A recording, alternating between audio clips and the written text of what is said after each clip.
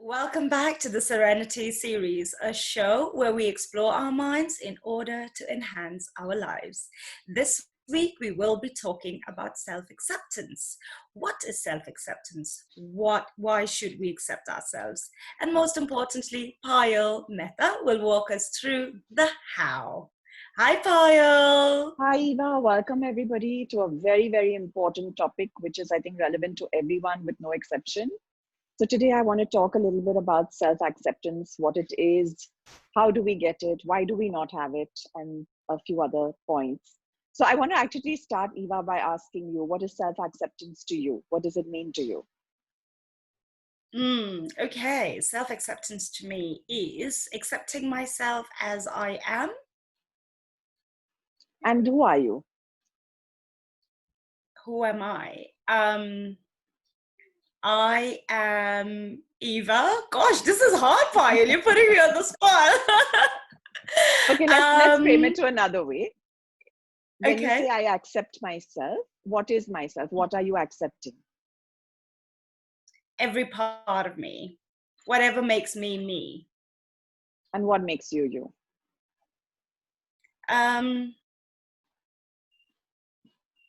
What I another way of asking this question, what makes me me? Any hint?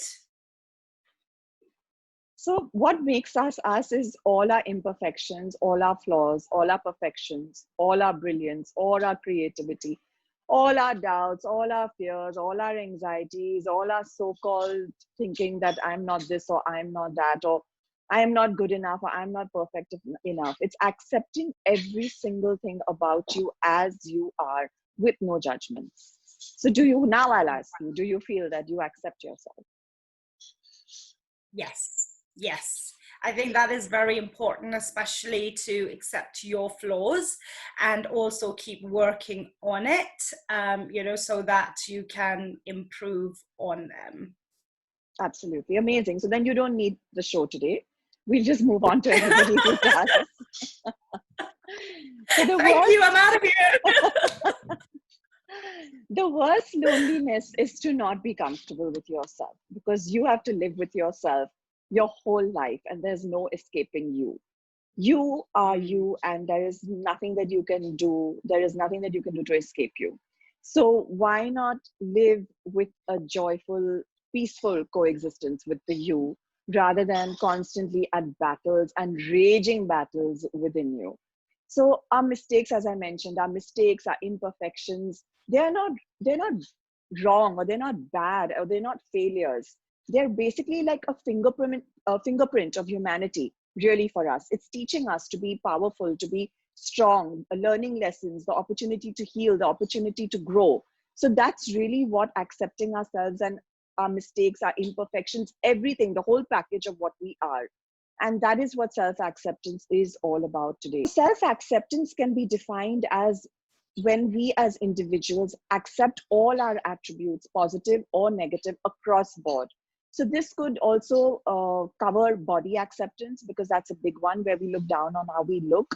We pressurize ourselves on that. This can also cover self-protection, because from negative criticism, because we're constantly criticizing ourselves on how we're not good enough, how we haven't done this, how we're such failures, the whole gamut of everything that we always say to ourselves, negative emotions about that.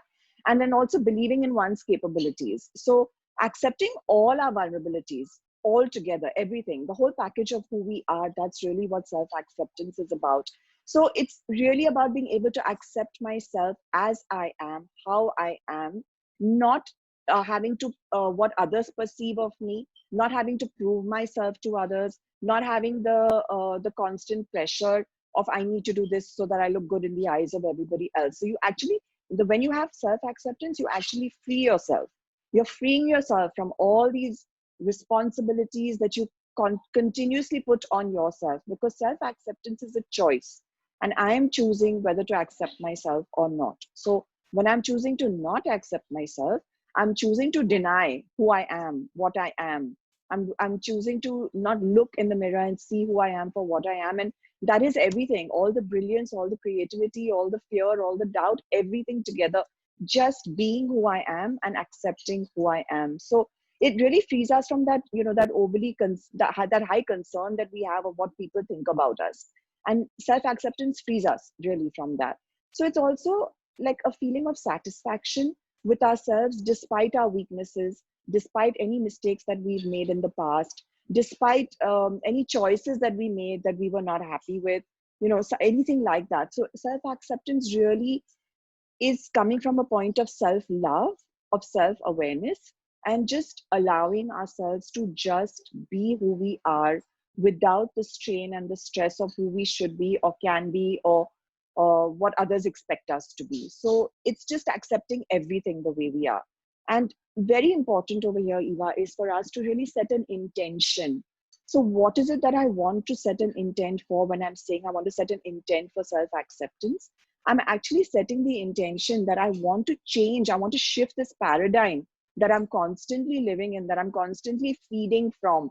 This paradigm of this world that I'm living in of blame and shame and doubt. And that is where I'm coming from all the time. So it's actually a choice, an intention that I'm setting, that I move from that paradigm, which is the negative of everything, to a paradigm of positivity, of growth, of hope, of joy, of acceptance, of trust, of tolerance, all of me first. So allowing myself to tolerate myself, allowing myself to give myself love, allowing myself to give myself hope, allowing myself the space to feel that I am worthy and that I matter and that it's important. Everything that I do is important to me first before it is important to anyone else. So, Eva, we all have this inner critic, this inner voice. So, share something with me on, maybe not that you hear it now or that it's not loud now, but in your journey of reaching where you are now, share something with me where you felt that, there was that voice within you which was telling you that I'm not good enough, or whatever it said to you. You're going after what you want, and yet it's something new. There is this, although I'm going after it, wholeheartedly, but, there is that inner doubt, which is, you need to be doing this and this as well. Do you have all the information? Do you know what you're doing? And, so I think it delays the journey. It delays getting to your destination. So that has been my experience when it comes to inner doubts, and also, self-acceptance. Yeah, so inner doubt is something actually with the nail on the head. This inner critic is really our inner doubt, right? Because the inner critic is that voice which is always telling me that I'm not going to be able to do this, or I'm not good enough to do it, or are you crazy? Don't try doing it. It's never going to work out for you, or you're such a failure that it's just impossible. You're horrible. Nobody wants to be your friend. There's so many different aspects, or you're so fat. Nobody is going to look at you or like you. Your personality doesn't matter. It's the way you look that matters. There's so many things, right? Where our inner critic is constantly. But what the interesting part is when you use that word doubt and you say the inner doubt, this inner critic actually becomes our voice of reason. We start believing this to be our truth. This voice is our truth. It becomes our truth. So what I would like to say to people who have this voice, and we all have it, and maybe you and I have reached a stage where we're able to dim the sound of that voice. But for those who can't, or where it's loud and it's throbbing and it's hammering in your head and it's telling you you can't do this, to really understand and say to yourself that whatever this voice is saying to you right now, is this something that you would tell a loved one? Is this something that you would tell a loved one who was going through a similar situation as you? So the answer will definitely be no, because there is no chance that we would tell somebody that we love that. We would in fact do the absolute opposite, right? We would encourage them. We would be, cajoling them. We would be giving them the support that they need. We would be giving them the love that they need. We would be giving them the encouragement that they need.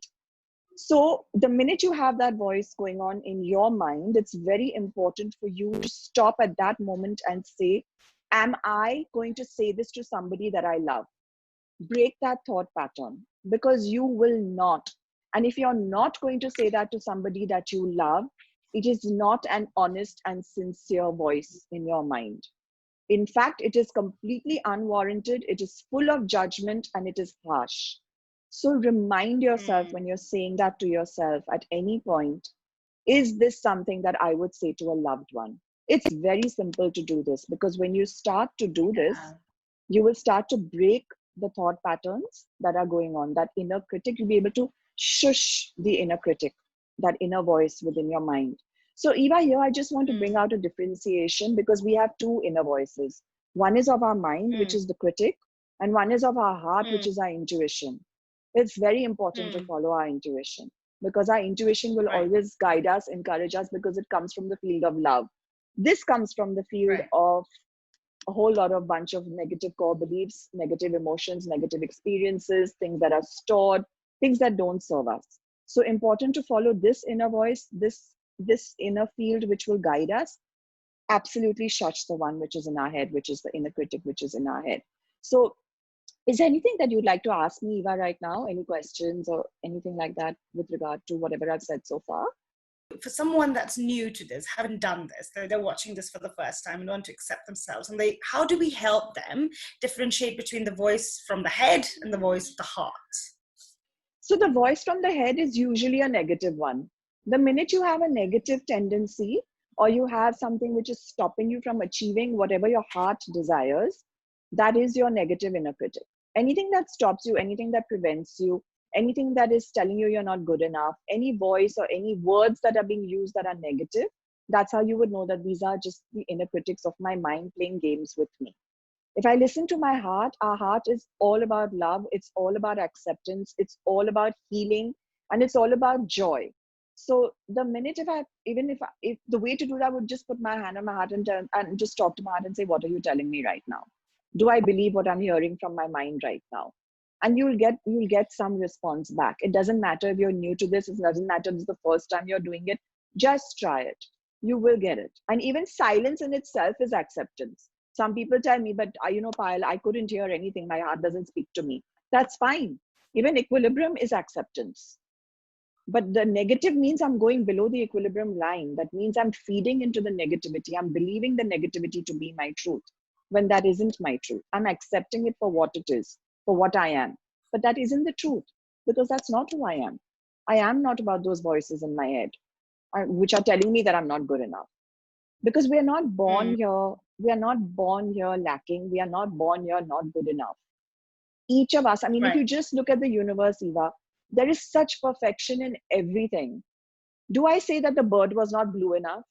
Or do I say that the flower wasn't yellow enough, the sunflower wasn't yellow enough? Do we say that? No, we accept it for what it is, right? So why do we put that pressure and that lack on us, where we say that we are not good enough? Why? We are also part of creation. We are also part of nature. We have also been created out of the same energy that has created everything else. So what makes us less than perfect? Why do we Mm. constantly look down on ourselves? Don't we just accept Sounds that like the it's a sky? lot of, it sounds sorry. It sounds like it's a lot of conditioning, isn't it? And how do we rewind that? How do we unlearn that? Any tips? So amazing. I'm going to come back to, I'll come back to how to unlearn it. But that's the word I wanted to come up next with, Eva. It's conditional acceptability. That's what we do to ourselves. If I lose the 20 kilos, then I'm going to be really beautiful. If I get that job, then I'm going to be really worthy and I'll be powerful and successful. If I'm finding the perfect husband with the perfect car and the perfect life, then all my friends are going to say, oh, wow, she was so lucky. She hit the jackpot. Everything is conditional, isn't it? I'm just not accepted myself. I'm accepting myself with the labels of everything that is outside of me. Not a single label of Right, what is within me is validating me, because I've put all these right. things as conditional acceptance of what makes me me. But I Mm, just am. I'm just being. Just me as I am, where I am is acceptance. It's self acceptance. So, we learn to regard many aspects of ourselves negatively, painfully, internalizing those feelings of rejection. We often have so many feelings that we reject ourselves. And this rejection, I have to say, comes a lot from childhood, when our parents are overly critical of us. And constantly, as parents in a very good space, we're constantly encouraging children to give their best, push for and then when a lot of parents maybe are even living their lives through their kids. So all the things that they couldn't achieve, they obviously want better levels of everything for their children. But in that, there is also mm, a criticism that steps in, that if you're not doing this, you're not good enough. Because children right. are very perceptive. They understand what your level of excellence is. maybe not from a mature level, but the kids understand what an expectation is.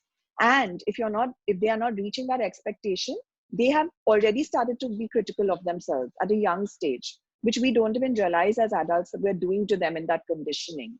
So Right. when I've come into adolescence, or when I've come into my adult life, I've already come in unwittingly with everything of the past, and I already have that innate tendency of self-criticism within me, because that's how I've been Mm. conditioned for when I was a child. Because this is good, this is bad. Oh, you didn't do this. Your best friend got 90 on 100. You only got 82.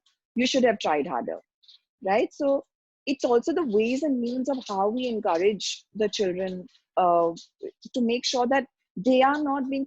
Sometimes it even the parent. I'm not saying parents are critical of their children all the time. Of course not. But there are ways and means of saying things to encourage children rather than constantly making them feel the pressure of themselves not being good enough, because that's what we end up doing in the conditioning. And so when we come in as adults, we've already got so many labels of self-criticism within us. We've internalized everything. All our failures are like their largest life within our minds. They're like these bulbs, these big tube lights flashing at us. Oh, but you failed there. Oh, but you didn't do this.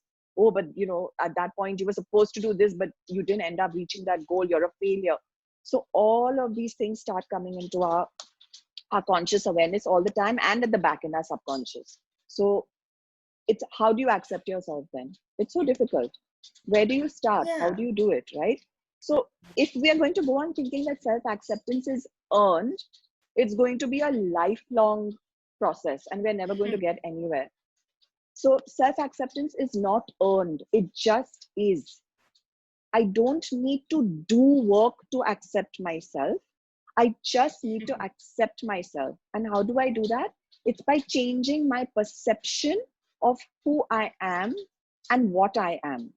And it's okay to be whatever it is that I am.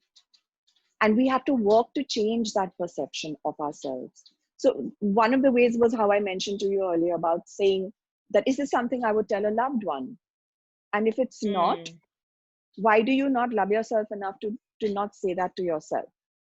Why is it that I want to constantly punish myself, constantly hurt myself, constantly create more wounds in myself, and constantly create pain within myself? What is the what is it serving me? What is the purpose of me doing that to myself?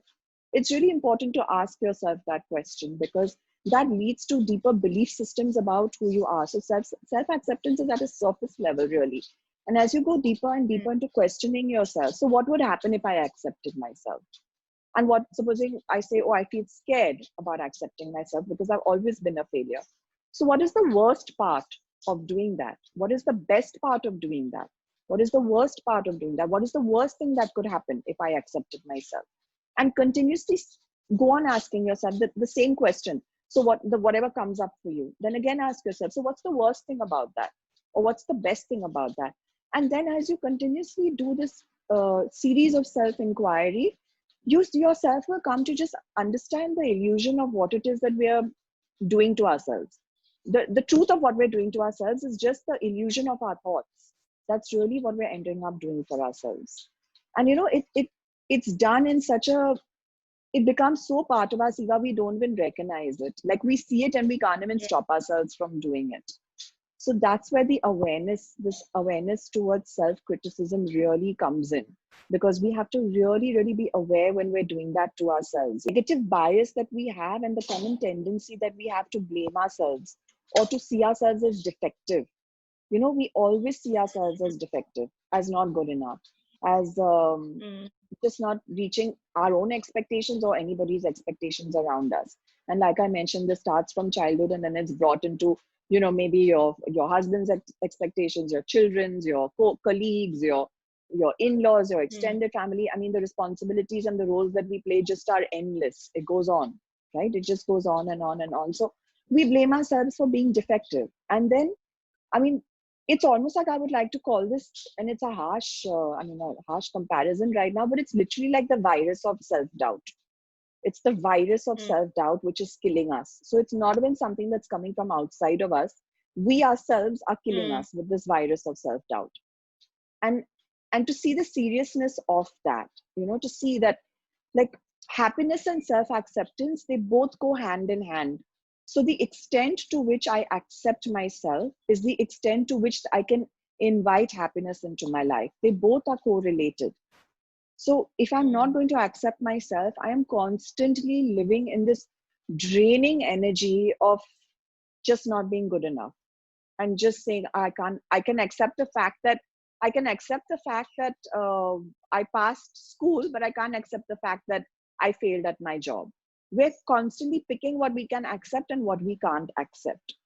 So the other point that which would then lead us to understanding that however much I feel worthy, my self-worthiness will depend on how happy I can be.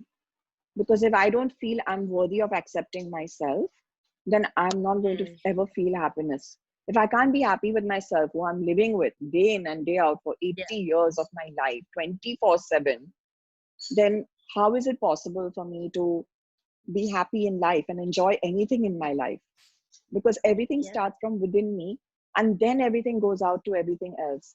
So can I be in in the most beautiful spot in the world, and I'm thinking, oh wow, this is amazing, but inside I'm feeling like the world's biggest failure. Now how will I really enjoy the beauty of what is around me when all I'm thinking of is the failure in my head? What is going to be bigger?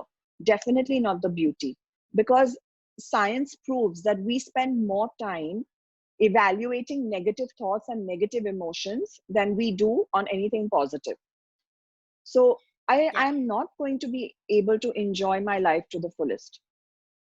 I will just be very half-hearted in everything because I'm not happy with accepting me as I am. And that is a very important thing, because without that sort of loving stance, adopting that loving stance that we have towards ourselves, it's very difficult for us to move forward in anything joyfully, happily. Yes, we can go on with, the routine of life, but is that really what life is all about? Is it just about, oh, I need to just get up and do this and, fulfill the responsibility of the 10 different things that I'm doing? But then at the end of the day, I'm still hating myself, or I'm not happy with myself, or I'm, looking down on myself. That isn't why we're here, right? I mean, and I think we both know from our own past experiences, and I'm sure others will as well, that there's a great discomfort within you when you're not comfortable with yourself. It is a constant nagging, it's a constant dis-ease, it's a constant unease that I'm not comfortable with myself. And then we're blaming all our failures, we're blaming ourselves, and then we're just going deeper into this cycle of non-acceptance of who we are and what we are.